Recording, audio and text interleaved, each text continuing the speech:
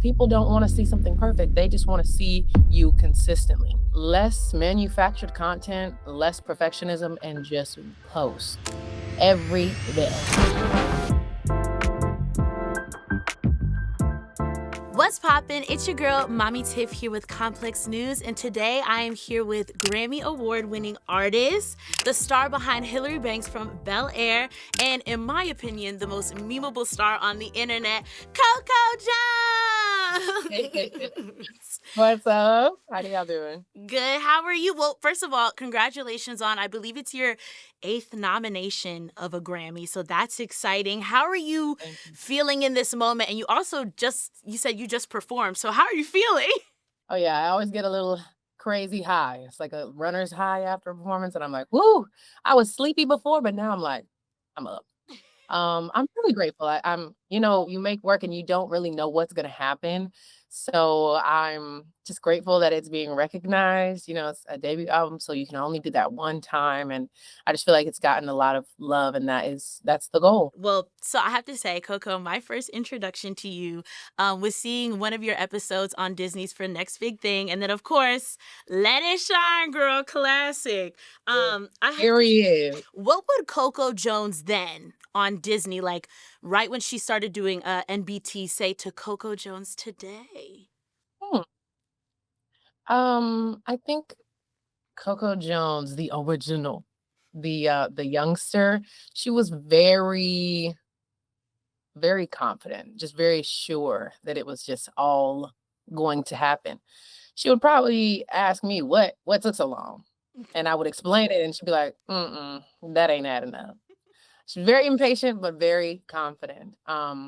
But I think she would find us kind of similar. I feel like my inner child is still very prevalent. Like I love like kids shows, kid movies. I love like little things like that. I love cute cartoons and stuff.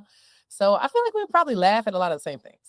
Okay, I love that. I love that you keep that inner child close to your heart. And you also mentioned just like her probably would be asking, like, what happened? What took so long? Or, whatever the case may be. I'm glad you mentioned that because I do have to bring up one of your most famous quotable, which I know derived from a tweet of someone who asked, what happened to Coco Jones? And rent free in my head the line of, and you would do it for a check. I was an employee. And I'm like, I know you probably tired of hearing this, girl, but I do have Oh to. no, girl, it all comes back full circle. So say as many times as you want. Now, I do have to ask because in that live stream, you talked about you're like, I don't want to get blackballed. I don't want to get blackballed. But you ended up telling your truth anyways. What do you think would have happened if you weren't just so honest and raw about what it is that you were going through in your career? Honestly, I think that it would have come back around because I was gonna ride that bus till the wheels fell off until I couldn't push it anymore. So I was going to find a way. I think what God was trying to show me through that was people want to hear something they can relate to. You're gonna have to be honest, and I was kind of like if it's not pretty to say, then don't even say it. Yeah. But that's just not what people are driven to, in this time in the world. People want to feel like you saying something real, not like a perfect script. So I think that was like a crucial lesson I needed to learn for character development. But the vocals, I've been to vocals, and they was gonna always be the vocals, and I would have had a song that did something eventually. Right. I feel like every time you're your most raw and authentic self, I feel like you give yourself another catapult into the pop culture world because so many of us relate to it, especially as Black women. That's a different conversation for another day. But you also in that live stream brought up, the concept that you weren't marketable. And can you speak to the weight of how you've proved the entertainment industry wrong in that way of not being considered marketable? Well, you know what it was? I think kind of at that time, I didn't know myself who I am, And I think right now, it's important that the artist knows who they are, what they're selling, and to who. Otherwise, nobody knows because there's no formula anymore.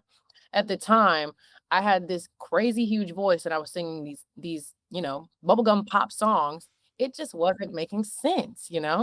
And so at the time, it's not like it's not like I don't understand what they was talking about. They didn't know what to do with me. I didn't know what to do with me. I didn't know who I was.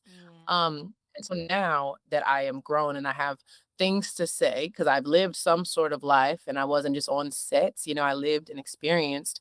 Um, it's kind of more like I set the standard for who my audience is, you Mm. know? Looking back at that time, you've clearly grown so much and, things obviously you can kind of look back now and be like, I see maybe, what people might have been saying. But like you said, like you've created your brand now and like you've changed that narrative of like, what people consider, whether it's marketable or not. And you just made it your own with the co-captain. So period. Very. So, for social media, it really was pivotal in like pushing you back into the industry from your viral live stream that we just talked about to your cover, your own little moment with SZA's hit Different. For an artist today who wants to be seen, what advice would you give them when it comes to using social media as a tool? I would say be consistent. I feel like the people who get seen the most are not the ones who are overthinking every piece of content and every note or what people are going to think of them or what their friends in school or at work are going to think of them. The people who get the most shine are the ones who consistently don't care and they will work that algorithm. I think that is something that I wish I would have done more of is I was just such a perfectionist and I was like, mm-mm. I'm not even no. The whole video, I'm over the whole video, you know what I'm saying? And it's just like people don't wanna see something perfect. They just wanna see you consistently. So that's what I would say is like less manufactured content, less perfectionism, and just post every day. Every day. Less manufactured content. That's a bar right there. Now, in an interview you did, you said that your music is an outlet that you use to tell most of your stories and your truth. Can we get the story behind what inspired the song Taste? Because the lyrics and the music video were hot. I was like, girl. Thank you. Okay, so at the time, I was recording songs with the impression that my album was already done, Mm, and kind of, I guess, subconsciously lifted this weight off of me to make everything that I knew would work for me in every way and do what everyone wants from me. I guess subconsciously that pressure was gone because technically my album was done. We just were, it just got pushed because of clearances or whatever to miss the deadline. So in mhm, my mind, I was like, okay, well, now I just get to have fun.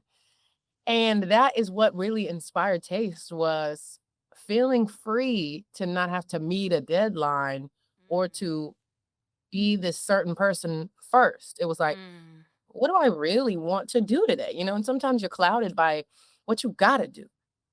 So I think it was just a low key an epiphany. Like, wow, I really was in a box that I put myself in mm. because I am a worker bee.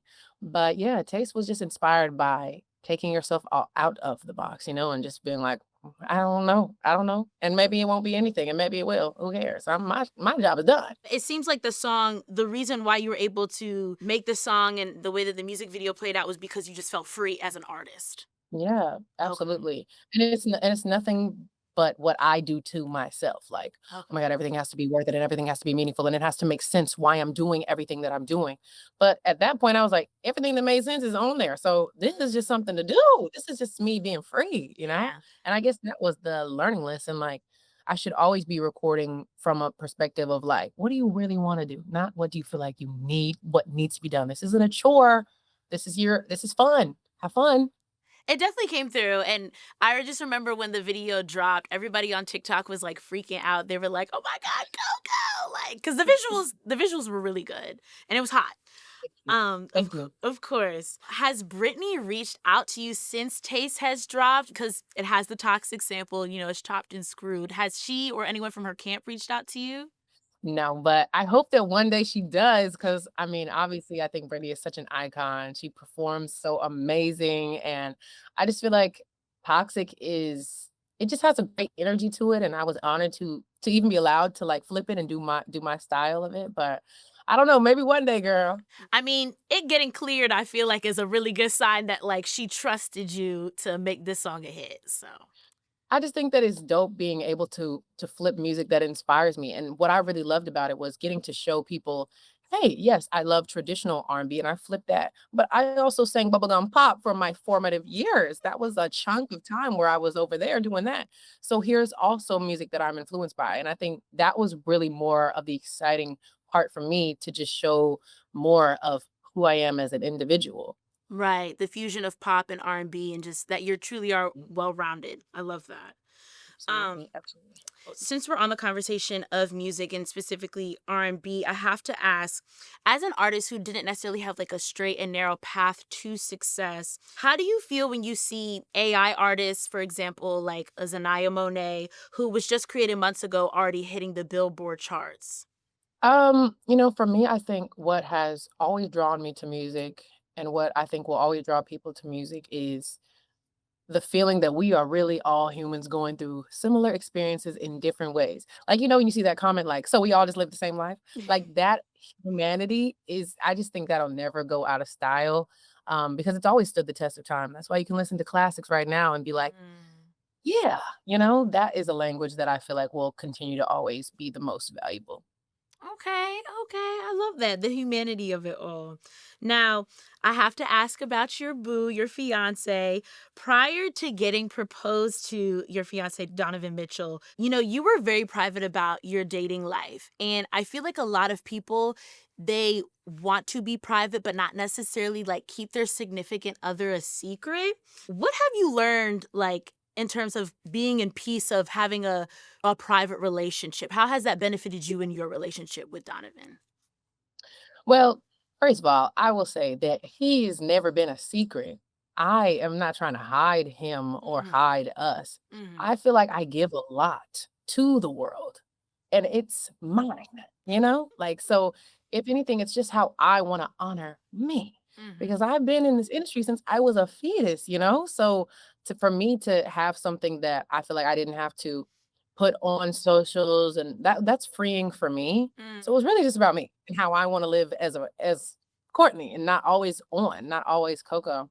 But, I think that it's kind of like being tactful. You kinda know if you're gonna be in a crowd, you gon there's phones and everybody, hello?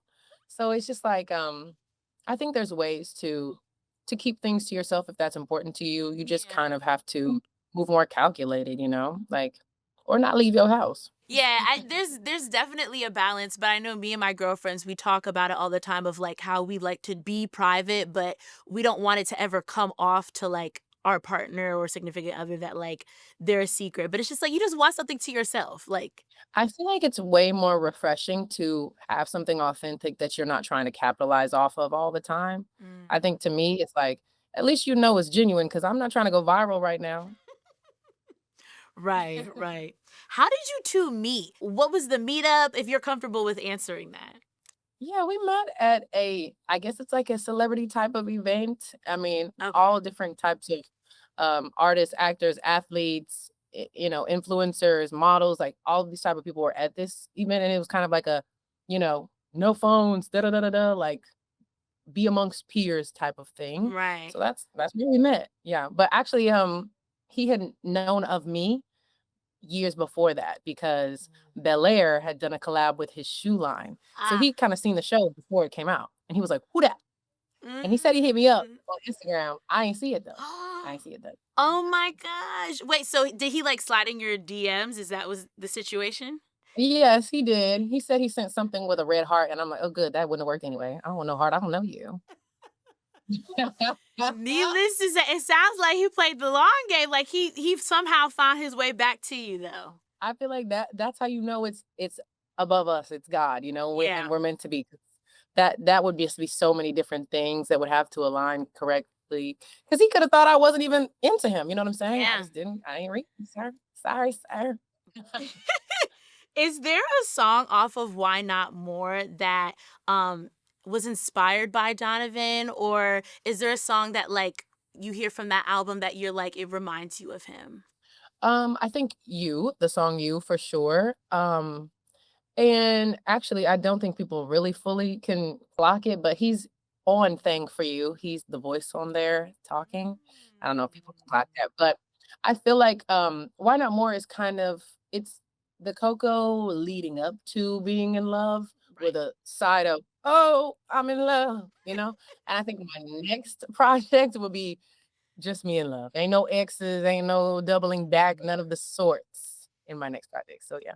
when you were presented with this role from your team, you kind of, had some apprehension because you were like, well, Hillary Banks was this light skinned character. You Mhm. being a dark skinned woman and, killing this role and making it your own. Now going into, acting gigs or when you're presented a role, do you look at it differently knowing that like even though the person might not look like me, I can make this my own and be the representation for other dark skinned Black women? At the time when I was potentially going to audition for Hillary, I was going through it mentally. Mm. Everyone knows as an actress, your performance is what decides. Even if they aren't looking for you, even if they're looking for a girl with green eyes and you know what I'm saying? Like Yeah. you never as a true actor let that stop you from reaching towards a goal. At the time, I was just rejectioned out and I didn't want to waste the energy and investing emotionally in another possible job Yeah. to not get it. So that was really me being unhealed. I think looking into the future, I'm just more about what's the storyline and do I feel it? Do I connect to the material as I should be? If you're really about your job, you're an actor. So Mm. what's it got to do with what you look like? Just do a great job. Yes, a thespian, an all around entertainer. Everyone, Coco Jones, thank you so much. Is there anything you would like to let us here at Complex know that you're working on next? Well, I'm working on my next album, honestly. I'm like super inspired. So hopefully that'll be something happening next year. Everyone's looking up like I'm not gonna say a hard date. I'm just gonna say next Okay. year. That's the Okay. mhm. We will definitely be tuned in for that. Thank you, Coco. And You as got it. and as always, this is Mommy Tiff here with Complex News. We out.